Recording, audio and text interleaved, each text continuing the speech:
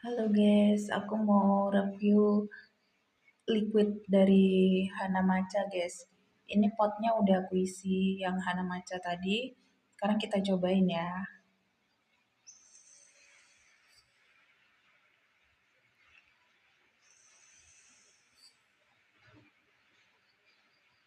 Rasanya itu di bawahnya foam ya. Ini review jujur nih. Tapi sensasi ice-nya ada. Dan menurut gue matchanya itu lebih ke milky matcha gitu guys.